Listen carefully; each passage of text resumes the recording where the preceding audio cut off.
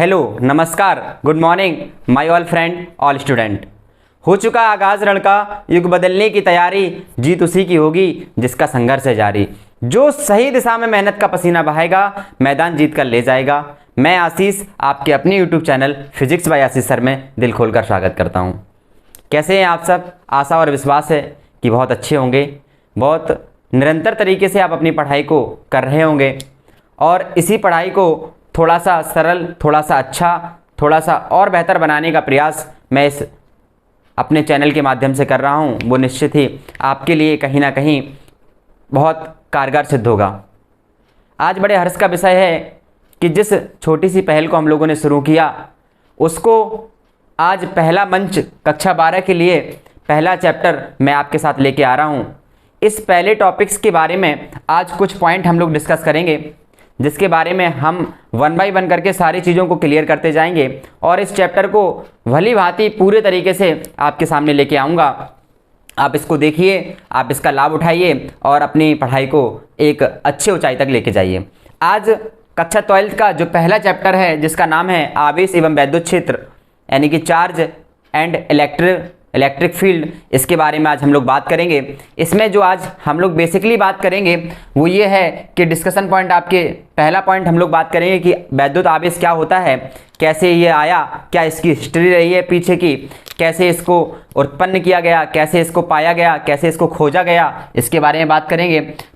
वैद्युत आवेश का इलेक्ट्रॉनिक सिद्धांत क्या कहता है कि इलेक्ट्रॉन के आधार पर कैसे चार्ज आते हैं, किस पर प्लस, किस पर माइनस, कैसे पॉजिटिव चार्ज होता है, कैसे नेगेटिव चार्ज होता है, इस पर भी आज बात करेंगे। साथ में आवेश के पास क्या क्या क्वालिटीज़ होती हैं, क्या क्या गुण होते हैं, वो क्या क्या प्रदर्शित करता है, कैसे क्या सीन रहता है, इसमें 3 गुणों के बारे में हम लोग बेसिकली चर्चा करेंगे।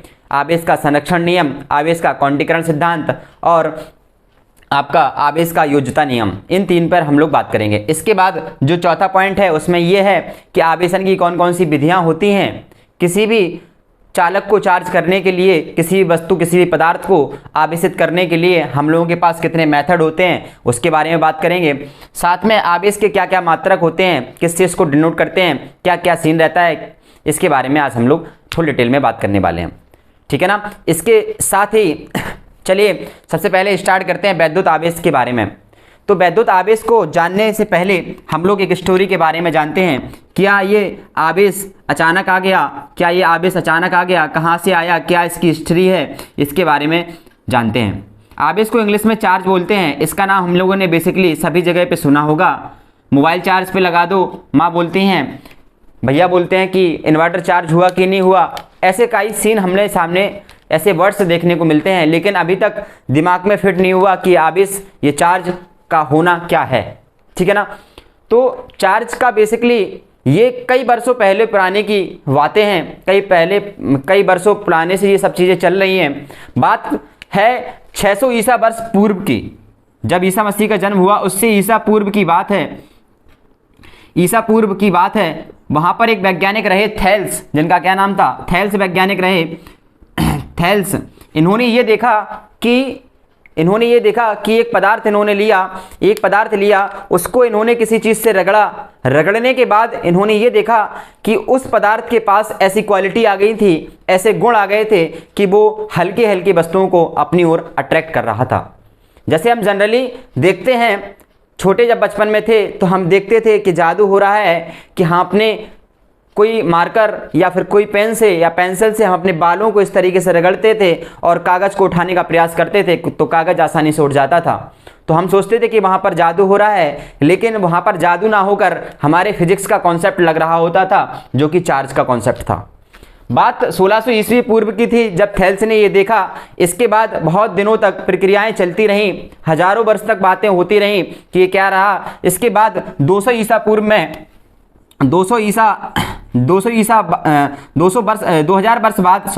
वर्ष बाद एक वैज्ञानिक आए गिलबर्ट। कौन आए? गिलबर्ट।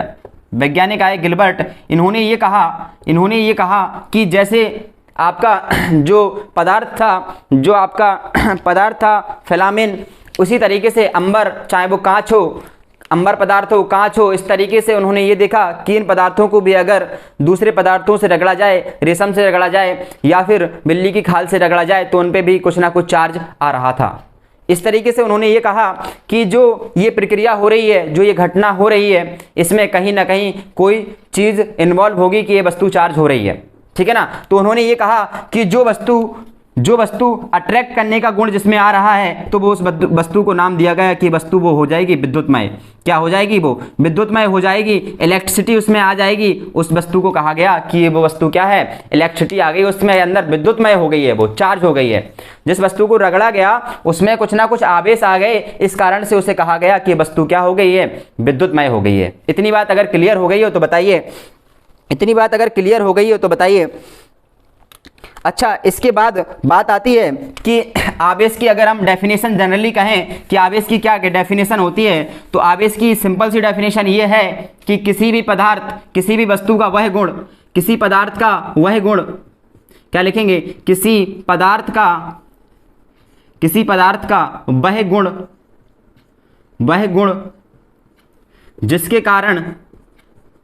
जिसके कारण वह अन्य वस्तुओं को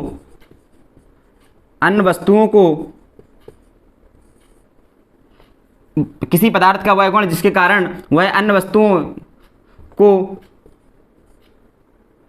या ऐसा लिख लेंगे, किसी पदार्थ का वह गुण जिसके कारण वह वैद्युत अथवा चुंबकीय गुण दिखाती है, वैद्युत अथवा चुंबकीय गुण दिखाता है, वैद्युत अथवा चुंबकीय गुण दिखाता है,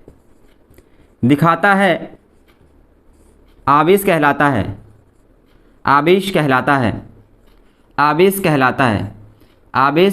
है। इतनी बातें क्लियर हैं, आई थिंक मैं समझ सकता हूँ, यहाँ तक कोई दिक्कत नहीं है।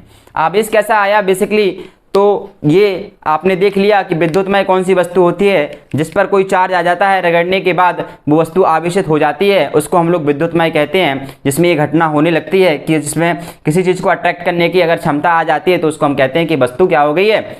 विद्युतमय हो गई है, यानी कि चार्ज हो गई है। और आवेश की डेफिनेशन आपके सामने है। इसके बाद बात आती है कि आवेश के प्रकार, कि आवेश के कैसे प्रकार होते हैं, ऋण और धन आवेश की कल्पना कैसे आई। ऋण आवेश और धन आवेश कैसे आए, इसके बारे में बात करेंगे। ऋण आवेश और धन आवेश इसके बारे में चर्चा करते हैं, ये कैसे आया। इसका चर्चा करने के लिए वैज्ञानिकों ने प्रयोग किया कि ऐसा है, रगड़ने पर चीज़ें देख रहे हैं हम कि वस्तु आवेशित हो रही है, वैद्युतमय हो रही है। तो उन्होंने कहा कि हम कांच लेंगे, क्या कहा कि हम एक कांच की छड़ लेंगे, उसको हम लोग रगड़ेंगे, कांच की छड़ को हम लोग रगड़ेंगे रेशम से। क्या करेंगे? मान के चलिए ये कांच की छड़ है, इसको हम लोगों ने क्या किया? रेशम से रगड़ा और इसको धागे के सहारे लटका दिया। क्या किया? धागे के सहारे इस छड़ को, जो आपके पास ये छड़ थी कांच की छड़, इसको किससे रगड़ा? रेशम से रगड़ने के बाद इसको लटका दिया गया। तो इस पर देखा गया कि पॉजिटिव चार्ज आया है। कौन सा चार्ज आया है? प्लस चार्ज आया है। इसके बाद दूसरी इन्होंने प्रयोग ये किया कि आम्बूस पदार्थ की कोई छड़ को लिया, उसको बिल्ली की खाल से रगड़ा। क्या किया? एक आम्बूस के पदार्थ की छड़ ली, उसको बिल्ली की खाल से रगड़ा। तो उन्होंने ये देखा कि ये वाली छड़ पर भी कोई ना कोई चार्ज आ गया है और इसको भी उन्होंने धागे से लटका दिया। इसको भी उन्होंने क्या किया? एक धागे के सहारे लटका दिया, जिस पर उन्होंने देखा कि ऋण आवेशित हो गई थी वो चार्ज। इसके बाद उन्होंने कहा कि ऐसा है कि इन दोनों को तो हमने देख लिया। इसके बाद एक छड़ और ली उन्होंने, एक छड़ और ली जिस पर क्या किया उन्होंने?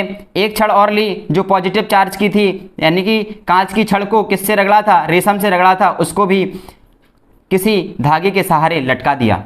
इतनी बातें क्लियर हैं। इसके बाद उन्होंने प्रयोग ये किया कि जो कांच की छड़ थी जिसको रेशम से रगड़ा था, एक और कांच की छड़ ली, उसको भी रेशम से रगड़ा और उसके जो ये छड़ थी इसके पास में लाए। क्या किया? इसके पास में लाए तो उन्होंने ये देखा कि जब इसके पास में आ रही थी तो ये आपस में पास में नहीं आके एक दूसरे को हटा रही थी, मतलब प्रतिकर्षित कर रही थी। क्या कर रही थी, प्रतिकर्षित कर रही थी। इन्होंने ये देखा कि जो दोनों कांच की छड़ थी जिनको सेम रेशम के कपड़े से रगड़ा गया, तो वो एक दूसरे के पास में जैसे इसको लाए तो ये दूसरे को क्या कर रही थी, हटा रही थी, यानी कि प्रतिकर्षित कर रही थी।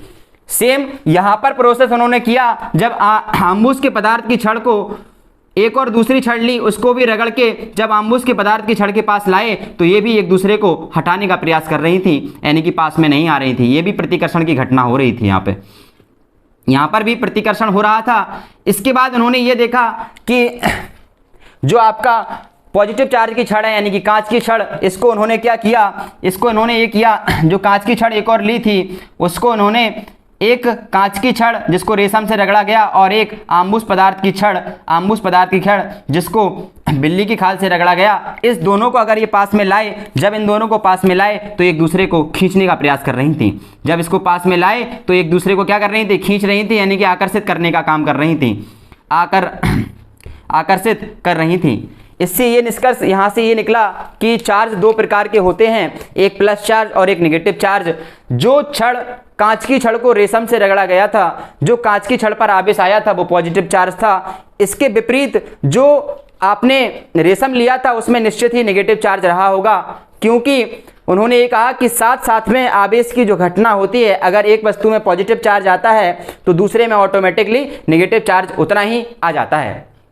ठीक है, सेम यहाँ पर प्रोसेस हुआ, सेम यहाँ पर देखा गया। तो इन्होंने ये देखा कि अगर दोनों चार्ज, दोनों आवेश अगर सेम प्रकृति के होते हैं तो वो एक दूसरे को हटाने का प्रयास करते हैं, यानी कि प्रतिकर्षित करते हैं। यहाँ से निष्कर्ष ये निकला कि दोनों चार्ज अगर सेम प्रकृति के हैं, एक जैसे हैं, तो वो एक दूसरे को हटाएंगे। यहाँ पर भी वही घटना देखने को मिली, अगर सेम चार्ज के होंगे तो वो भी एक दूसरे को हटाएंगे। जबकि यहाँ पर जो देखा गया वो ये देखा गया कि अगर एक प्रकृति प्लस है और एक प्रकृति माइनस है, यानी कि दो आवेश आपके पास मौजूद हैं लेकिन वो कैसे हैं, अलग अलग प्रकृति के हैं, तो वो एक दूसरे को पास में लाने का प्रयास कर रहे थे, यानी कि अट्रैक्ट करने का काम कर रहे थे। इतनी बातें क्लियर हो गई हो तो हम लोग चलते हैं वैद्युत आवेश के बारे में। इतनी बातें अगर क्लियर हो गई हो तो बात चलते हैं वैद्युत आवेश के इलेक्ट्रॉनिक सिद्धांत पर। किस पर बात करते हैं, इलेक्ट्रॉनिक सिद्धांत क्या होता है, कैसे इलेक्ट्रॉन के आधार पर जो आपका आवेश का डिस्ट्रीब्यूशन हुआ है वो कैसा सीन है। चूंकि हमें पता है कोई भी पदार्थ अगर होता है तो वो कई अणुओं से मिलकर बना होता है, और जो अणु होते हैं वो परमाणुओं से मिलकर बने होते हैं।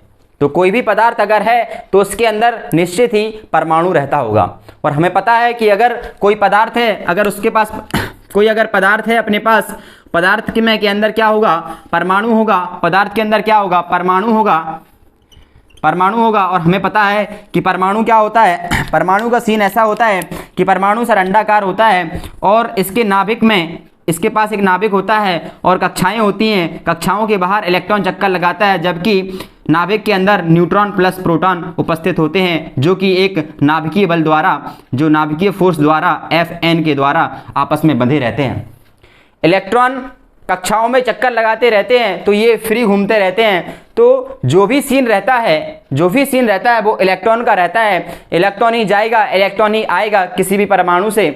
तो यहाँ पर जो इलेक्ट्रॉन की अवधारणा आई, यानी कि सिद्धांत दिया गया आवेश को समझने के लिए, वो कुछ इस प्रकार दिया गया। अगर कोई परमाणु है किसी पदार्थ में, परमाणु तो होंगे निश्चित है, क्योंकि अणुओं से मिला होगा। अणु किससे बनाता, परमाणु से। तो हर पदार्थ के पास क्या होगा, परमाणु होंगे बहुत सारे।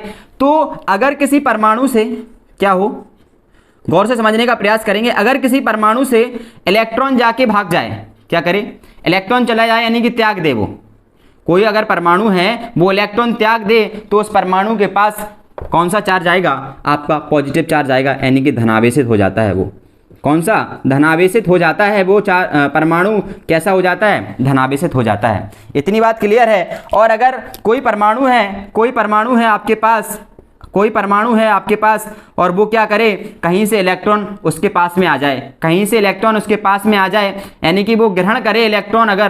अगर वो इलेक्ट्रॉन को ग्रहण करता है तो उस पर जो चार्ज आता है वो ऋणावेशित आता है। क्या आता है, ऋणावेशित। वो जो आपका परमाणु आपने लिया है वो ऋणावेशित हो जाता है।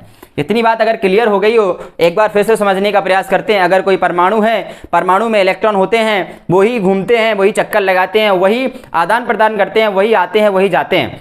तो अगर किसी परमाणु से इलेक्ट्रॉन चला जाए तो उस पर पॉजिटिव चार्ज आता है, यानी कि धनावेशित हो जाती है वो वस्तु, और अगर कोई परमाणु है उसके पास इलेक्ट्रॉन आ जाएं कहीं से तो वो ऋणावेशित हो जाता है, यानी कि वो ऋणी हो जाता है किसी ना किसी का। सेम सीन पदार्थों का है, अगर पदार्थों से इलेक्ट्रॉन जाएं तो वो पदार्थ क्या कहलाएगा आपका कि वो धनावेशित हुआ है, और अगर वहां पे इलेक्ट्रॉन आके जुड़ जाएं तो कहा जाएगा कि वो पदार्थ ऋणावेशित हुआ है। अच्छा, यहाँ पर जो क्वेश्चन बनता है वो ये बनता है कि अगर कोई पदार्थ या परमाणु धनावेशित है, कैसा है, धनावेशित है, अगर कोई पदार्थ या परमाणु कैसा है, धनावेशित है, तो उसके अगर कोई परमाणु धनावेशित है, प्लस चार्ज है उस पर, अगर उस पर प्लस चार्ज है तो उसके द्रव्यमान में क्या रही होगी, तो उसके द्रव्यमान में क्या हुई होगी। अगर कोई पदार्थ ऋण चार्ज का है यानी कि ऋणावेशित है तो उसके द्रव्यमान में क्या रहा होगा, द्रव्यमान में क्या रहा होगा, ये पूछते हैं। अगर कोई परमाणु पर धनावेश है, इसका ये मतलब है कि उससे इलेक्ट्रॉन चले गए, इलेक्ट्रॉन चले गए, इलेक्ट्रॉन के पास कुछ ना कुछ द्रव्यमान होता है, बोलो होता है कि नहीं। अगर किसी परमाणु से इलेक्ट्रॉन चले जाएंगे तो वो कुछ ना कुछ द्रव्यमान लेके भागेंगे कि नहीं भागेंगे। तो इस जो परमाणु का पहले द्रव्यमान था अब वो धनावेशित हो गया, तो अब उसका द्रव्यमान कैसा रहा होगा, निश्चित है कम रहा होगा।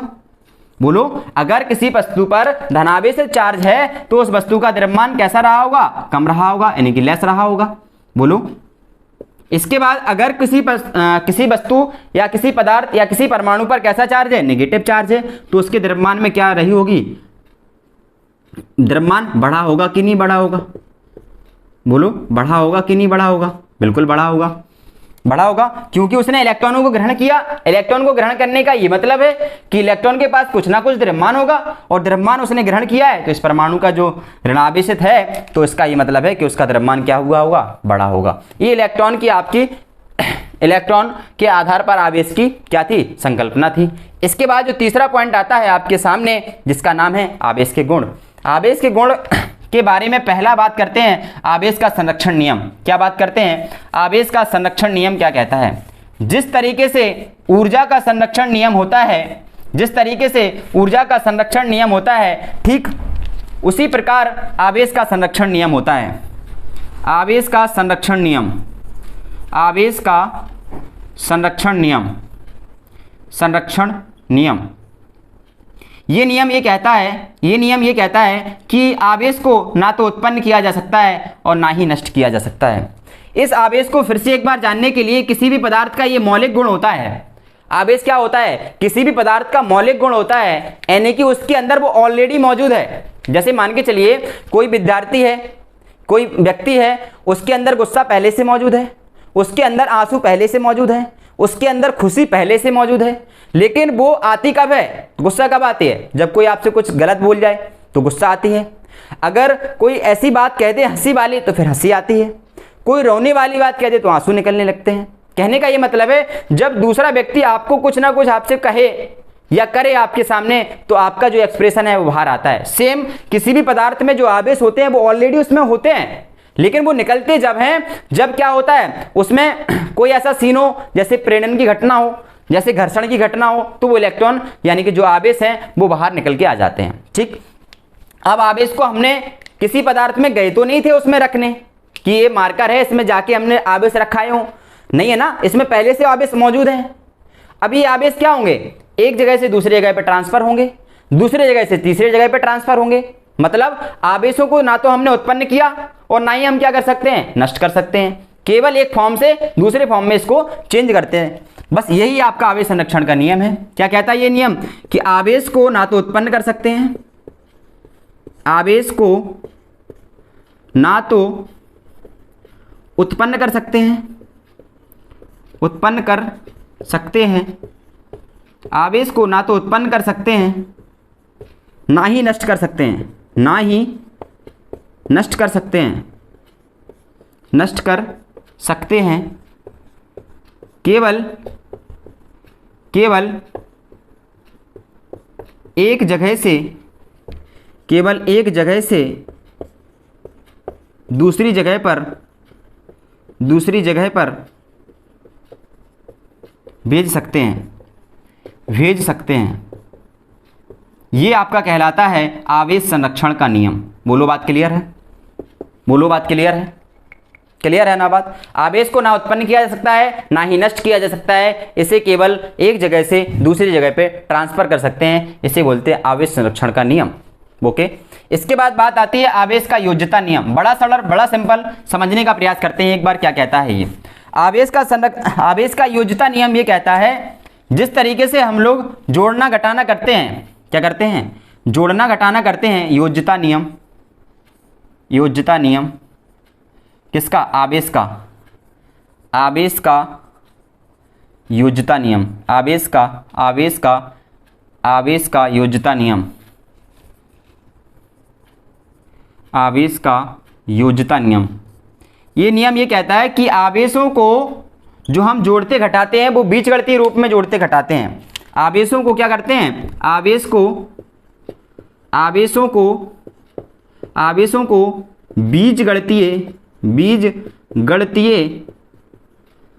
को बीजगणितीय रूप में जोड़ते या घटाते हैं, जोड़ते या घटाते हैं। ऐसे लिखते हैं, आवेशों को बीजगणितीय रूप में जोड़ते हैं, घटाना का तो सिंधु वही है, आवेशों को बीजगणितीय रूप में जोड़ते हैं, इसे हम लोग आवेश का योज्यता नियम कहते हैं। कैसे सर, आवेश को हम लोग Q से डिनोट करते हैं, आगे बात करेंगे, अभी जान लीजिए कि आवेश को किससे प्रदर्शित करते हैं, Q से। अगर कोई आपके पास सिस्टम है यानी कि कोई निकाय है, उसके अंदर मान के चलिए कि 4Q आवेश है प्लस 5Q आवेश है, माइनस का 6Q आवेश है, माइनस का 3Q आवेश है और प्लस का 6Q आवेश है। इतने आवेश अगर मौजूद है किसी भी सिस्टम के अंदर, किसी भी पदार्थ के अंदर इकट्ठे रूप में, तो हम कहें कि इस सिस्टम का टोटल आवेश बताओ कितना है, टोटल आवेश कितना है इस सिस्टम का, तो आप कहोगे इनको सबको जोड़ दो बीजगणितीय रूप में, यानी कि प्लस का Q करके, प्लस का 5 करके, माइनस का 6 करके और माइनस का 3Q करके, प्लस का 6Q करके, जो भी आंसर आपके सामने होगा वो आंसर होगा। देखिए 6 खत्म कर हो जाएंगे एक दूसरे से, 5 और 4 9 हो जाएंगे, 9 में से 6 जाएगा तो 6Q, यानी कि इस वाले सिस्टम का जो टोटल आवेश होगा आपके पास वो 6Q होगा। इतनी बात क्लियर है कि आवेशों को योज्यता नियम ये कहता है कि आवेशों को जो भी हम जोड़ते हैं वो किस अनुसार जोड़ते हैं, बीजगणितीय रूप में जोड़ते हैं, इसे आवेश का योज्यता नियम कहते हैं। इतनी बात क्लियर है। बात करते हैं क्वांटीकरण की, वेरी इंपॉर्टेंट टॉपिक है, इसको समझने का प्रयास करते हैं। ये क्या कहता है, ये कहता है कि कोई भी आवेश अगर किसी भी पदार्थ में उपस्थित है तो वो एक पूर्ण गुणज के रूप में होता है, तो वो मूल आवेश के पूर्ण गुणज के रूप में होता है।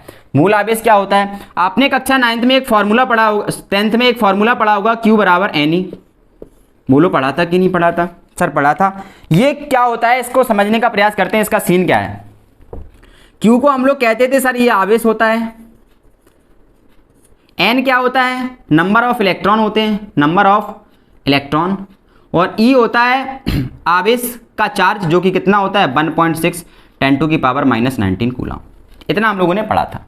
आज ये क्वांटीकरण को समझने के लिए यही सीन है। सीन क्या है, सीन ये है कि जो नंबर ऑफ इलेक्ट्रॉन हैं किसी भी परमाणु के पास, किसी भी पदार्थ के पास, वो हमेशा एक पूर्ण गुणज के रूप में होते हैं। मतलब ये कि जो आपका E है, E अगर किसी भी पदार्थ में मौजूद हैं तो वो हमेशा इस फॉर्म में होंगे। कैसे, जैसे +-1E, +-2E, +-3, +-4E। इस तरीके से हम लोग आगे बढ़ जाएंगे। प्लस माइनस क्यों लिखा, क्योंकि ये आवेश पॉजिटिव भी हो सकता है, नेगेटिव भी हो सकता है। कोई भी आवेश अगर है उसमें मौजूद तो वो किस रूप में होगा, इस रूप में होगा। ये कहता है क्या, आपका क्वांटीकरण सिद्धांत। इसको हम लोग परमाणुकता सिद्धांत भी बोलते हैं। क्या कहते हैं, परमाणुकता सिद्धांत, परमाणुकता या क्वांटीकरण। ये क्या कहता है कि किसी भी पदार्थ के अंदर जो आवेश मौजूद होंगे वो हमेशा एक पूर्ण गुणज के रूप में होते हैं, आंशिक गुणज के रूप में नहीं। आंशिक गुणज का ये मतलब है कि जो ये आवेश हैं वो इस तरीके से मौजूद नहीं हो सकते हैं। आपका +-1.6E या 3/4E, इस तरीके से आपके जो आवेश हैं वो स्वीकार नहीं किए जाएंगे। ये आपका कहलाएगा क्या, आवेश का परमाणुकता या फिर क्वांटीकरण सिद्धांत। कभी आपसे पूछा जाए कि आवेश का क्वांटीकरण सिद्धांत क्या होता है, तो आप जनरली लिखेंगे कि पदार्थ के अंदर जो भी आवेश मौजूद होते हैं वो हमेशा E के पूर्ण गुणज के रूप में मौजूद होते हैं, आंशिक गुणज के रूप में नहीं। इसे आवेश का परमाणुकता या फिर क्वांटीकरण सिद्धांत कहते हैं। इतनी बात क्लियर हो गई होगी। इतनी बात क्लियर है तो बात करते हैं आवेशन की विधियां की, कि चार्ज जो आता है वो किस किस विधि द्वारा ला सकते हैं हम किसी भी परमाणु पर, किसी भी पदार्थ के अंदर, उसके बारे में बात करते हैं कि आवेशन की जो विधियां होती हैं उन्हें किस तरीके से हम कौन कौन सी विधियों के द्वारा ला सकते हैं, इसके बारे में बात करते हैं। आवेश की जो पहली विधियां होती है जिसे हम लोग बोलते हैं आवेशन की विधियां। आवेशन मतलब किसी चीज को चार्ज करना है तो वो किस तरीके से कर सकते हैं। आवेशन की विधियां, मेथड ऑफ द चार्जेशन। ये पहला जो मेथड है वो ये कहता है कि चालन के द्वारा, किसके द्वारा, चालन के द्वारा, चालन के द्वारा आप आवेश को ट्रांसफर कर सकते हैं। दूसरा, आप घर्षण के द्वारा आवेश को ट्रांसफर कर सकते हैं, घर्षण के द्वारा। तीसरा है आपके पास प्रेरण के द्वारा। आपके सिलेबस में इतने प्रेरण के द्वारा, आपके सिलेबस में यही 3 दिए हैं, चालन के द्वारा, घर्षण के द्वारा और आपका प्रेरण के द्वारा। चालन के द्वारा कैसे आवेश का, चार्ज का डिस्ट्रीब्यूशन होता है, कैसे चार्जों का आदान प्रदान होता है, इसके बारे में बात करते हैं। चालन एक तरीके से कह सकते हैं कि चलना। चालन का क्या मतलब है, एक तरीके से चलना मतलब ये है कि अगर कोई वस्तु है, कोई वस्तु या फिर कोई पदार्थ है जो चार्ज है, कैसी है, ये चार्ज है, ठीक है ना, ये चार्ज है मान के चलो, और एक कोई वस्तु है जो कैसी है, चार्ज नहीं है, इसके पास कोई आवेश नहीं है, और इसको हम क्या कर दें कि एक डोरी की सहायता से, यानी कि एक चालक तार के द्वारा इसको अगर हम लोग कनेक्ट कर दें तो ये जो चार्ज है वो इसमें ऑटोमेटिकली जाने लगेगा। अगर ये चार्ज वस्तु है और ये भी चालक वस्तु है, इसके साथ अगर हमने एक क्या कर दिया, तार या चालक तार से इसको कनेक्ट कर दिया तो जो आवेश है वो इसमें जाने लगेगा, और ये तब तक जाने लगेगा जब तक कि दोनों आवेश कैसे ना हो जाएं, सेम ना हो जाएं। अगर इस पर जितना आवेश है उसका आधा आवेश इसमें चला जाएगा। इसे बोलते हैं चालन विधि द्वारा आवेश का ट्रांसफर करना। और इसके बाद घर्षण द्वारा आवेश का आप लोग देख ही चुके हैं, जब किसी वस्तु को किसी से रगड़ा जाता है तो उसमें एक वस्तु से दूसरे वस्तु में इलेक्ट्रॉन क्या होते हैं, स्थानांतरित होते हैं। इस घटना को हम लोग घर्षण के द्वारा आवेशन बोलते हैं। प्रेरण क्या होता है, प्रेरण के द्वारा आवेश का सीधा सा मतलब ये है, जैसे हम कभी कभी अच्छी स्टोरी देखकर कुछ सीख ले लेते हैं, प्रेरणा ले लेते हैं। देखकर प्रेरणा ले लेना, किसी चीज़ को सुनकर प्रेरणा ले लेना, किसी चीज़ को कोई कर रहा है उसको देखते हुए प्रेरणा ले लेना, ठीक है। सेम आवेशों का सीन है। कैसा सर, कि कभी कभी क्या होता है कि एक वस्तु है जो चार्ज है और एक वस्तु है वो अनचार्ज है, यानी कि मान लीजिए चार्ज है, तो इसको अगर इसके पास में लाएंगे तो ऑटोमेटिकली इसमें से इलेक्ट्रॉन इसमें क्या होने लगते हैं, विपरीत डायरेक्शन में क्या होने लगते हैं, जाने लगते हैं। मतलब इसमें प्लस चार्ज हो गए तो इसमें नेगेटिव चार्ज ऑटोमेटिकली, मतलब ये अगर इसमें से जाएंगे और इसमें लेंगे तो इसमें से जाएंगे और इसमें जो आएगा वो कैसा, नेगेटिव चार्ज होगा कि नहीं होगा। ये ग्रहण करेगा तो इसमें नेगेटिव चार्ज आ जाएगा ऑटोमेटिकली। तो ये प्रेरण की घटना कहलाती है। आपकी बात समझ में आ गई। बात करते हैं वैद्युत आवेश के मात्रक की। तीनों विधियां समझ में आ गई होंगी, इसको डिटेल्स में और आगे हम लोग पढ़ेंगे थोड़ा सा। इतनी बातें क्लियर हो गई होंगी आई थिंक। बात करते हैं वैद्युत आवेश के मात्रक की। वैद्युत आवेश के मात्रक को जानने से पहले हम लोग चलते हैं वैद्युत धारा के बारे में। हम लोगों ने हाई स्कूल में एक क्या पढ़ा था, फॉर्मूला पढ़ा था कि वैद्युत धारा क्या होती है। सर वैद्युत धारा I बराबर होती है Q/T। बोलो होती है कि नहीं सर, होती है। जहां पर I क्या है सर, धारा है, Q क्या है, आवेश है, T क्या है, समय है। ये क्या है, आपकी धारा है। Q क्या है, आपका आवेश है, और T क्या है, आपका समय है, समय है। यदि ऐसा हो कि आपके पास कोई चालक है, यदि ऐसा हो कि आपके पास क्या है, कोई चालक है, ठीक है, इसमें से आवेश जा रहे हैं, मतलब Q आवेश अगर इसमें से जा रहे हैं और T समय में ये प्रभावित हो रहे हैं। T कितना हो, यदि T हो 1 सेकेंड, T बराबर 1 सेकेंड, तो 1 सेकेंड में कितने आवेश प्रवाह हो रहे हैं, यही आपका कहलाएगा वैद्युत धारा। 1 सेकेंड में कितने आवेश किसी चालक के क्षेत्रफल से प्रवाहित हो रहे हैं, वो आपका कहलाएगा वैद्युत धारा, ठीक है ना। या आवेश प्रवाह की दर को क्या कहते हैं हम लोग, वैद्युत धारा कहते हैं। आवेश के प्रवाह होने की दर क्या कहलाती है, आपका वैद्युत धारा कहलाती है। यहां से अगर हम लोग देखेंगे तो हमें ये सीन दिख रहा कि आवेश अगर निकालेंगे तो आवेश क्या होगा, Q बराबर IT क्या होता है, IT बोलो होगा कि नहीं होगा। अगर Q का मात्रक निकालना है, Q का मात्रक अगर निकालना है तो अगर इन दोनों का मात्रक हमें पता है तो Q का मात्रक पता चल जाएगा कि नहीं चल जाएगा, बिल्कुल चल जाएगा। I का मात्रक होता है सर एम्पियर, धारा को किस में मापते हैं, एम्पियर में। और T का मात्रक होता है सर समय यानी कि सेकंड, तो इसका मात्रक क्या हो गया, एम्पियर सेकंड। इसी को हम लोग कूलाम बोलते हैं, क्या कहते हैं, कूलाम। ये आपका हो गया एमकेएस मात्रक, कौन सा, एमकेएस। एमकेएस सिस्टम में जो कूलाम का मात्रक होता है एम्पियर सेकंड या फिर कूलाम, ये आपको देखने को मिलेगा। इसको कैपिटल C से प्रदर्शित करते हैं, ठीक। इसके बाद बात आती है सीजीएस मात्रक की, किसकी, सीजीएस मात्रक। सीजीएस मात्रक में स्टेट कूलाम होता है, क्या, स्टेट कूलाम। इसका जो सीजीएस मात्रक होता है वो कितना होता है, स्टेट कूलाम। एक कूलाम बराबर 3 × 10⁹ स्टेट कूलाम होते हैं, स्टेट कूलाम होते हैं, ठीक है ना। कितने स्टेट कूलाम होते हैं। इसके बाद बात आती है किसकी, आपकी चुंबकीय मात्रक की, किसकी, चुंबकीय मात्रक। आवेश का चुंबकीय मात्रक क्या होता है, चुंबकीय मात्रक। चुंबकीय मात्रक होता है EMU, इलेक्ट्रोमैग्नेटिक यूनिट। ये क्या होता है कि अगर आपसे कहा जाए कि एक कूलाम बराबर कितना होगा तो आप कहेंगे 1/10 EMU। बोलो बात समझ में आ गई, क्या कहेंगे, एक कूलाम बराबर 1/10 EMU। एक मात्रक और होता है इसका सबसे बड़ा, जिसे हम लोग फैरेड बोलते हैं, क्या बोलते हैं, फैरेड। आपसे कहा जाए कि एक फैरेड बराबर कितने कूलाम होते हैं तो आप बताएंगे 96500 कूलाम। बोलो इतनी बात क्लियर है। ये सब आवेश के बारे में चर्चा हो गई। आई थिंक आवेश के बारे का कॉन्सेप्ट आप लोगों के साथ क्लियर हो गया होगा, इसमें बहुत आपको आनंद आया होगा।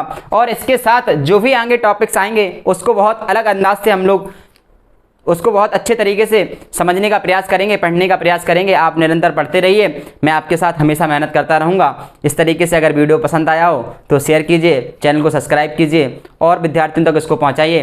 तब तक के लिए पढ़ते रहिए, अपने परिवार, अपने मोहल्ले, अपने गांव, अपने शहर का नाम रोशन कीजिए, बड़े लोगों का सम्मान कीजिए, छोटे बच्चों से प्यार कीजिए। Thank you so much, all the best.